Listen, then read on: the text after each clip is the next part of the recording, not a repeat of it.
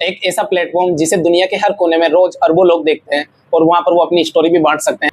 मैं बात कर रहा हूँ यूट्यूब की। आपको पता है उसकी कमान किसके हाथों में है? उसकी कमान है भारतीय के हाथों में। मिस्टर नील मोहन, भारतीय जो लखनऊ में जन्मा और यूट्यूब के सीईओ तक का सफर उसका कैसा रहा, उसने क्या क्या प्रॉब्लम फेस की, कहाँ से स्टार्ट हुआ, उनका क्या विजन था, इसी बारे में बात। मिस्टर नील मोहन जी का जन्म अमेरिका में 1973 में हुआ, लेकिन उनके जीवन का एक बहुत बड़ा हिस्सा भारत में बीता।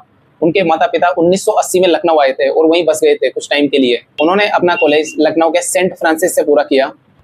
उन्होंने न सिर्फ हिंदी और संस्कृत को समझा इंडिया में आके, बल्कि उन्होंने जो अपनी पारिवारिक पूर्वी मूल्य थे उनको भी ध्यान में रखा। और उन्होंने एक स्टेटमेंट में ये भी कहा है कि संस्कृत को सीखना एक कंप्यूटर प्रोग्रामिंग जैसा है, उतना ही जटिल है।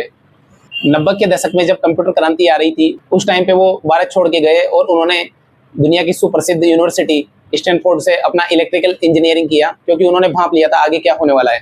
इसके बाद उन्होंने बहुत सारी टेक कंपनियों में प्राइवेट जॉब की।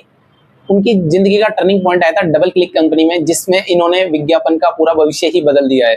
और उस कंपनी ने 2007 में गूगल को खरीद लिया। उसी के साथ नील मोहन जी भी गूगल में चले गए। नील मोहन जी की काबिलियत का अंदाजा आप इस बात से लगा सकते हैं कि 2011 में ट्विटर ने नील मोहन जी को ऑफर किया था कि आप हमारे यहाँ बड़े पद पर आए, लेकिन गूगल को ऐसे काबिलियत आदमी को खोना नहीं चाहते थे। तो उन्होंने सिर्फ ये टेक इतिहास का सबसे बड़ा रिटेंशन बोनस था जो 500 करोड़ रुपए दिए थे, सिर्फ नील मोहन जी को स्टे करने के लिए बोनस दिया था।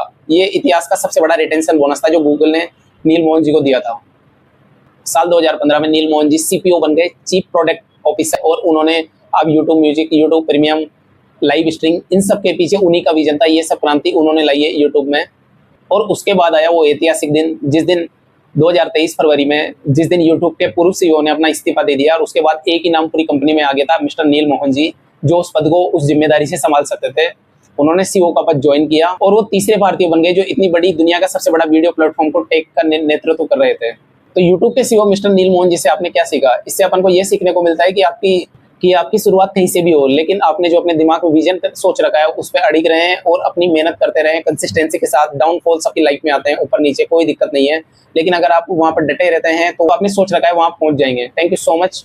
आपको इस कहानी में क्या अच्छा लगा या क्या आपको इंस्पायरिंग करता है वो कमेंट में जरूर बताएं। जल्दी मिलते हैं नई वीडियो में।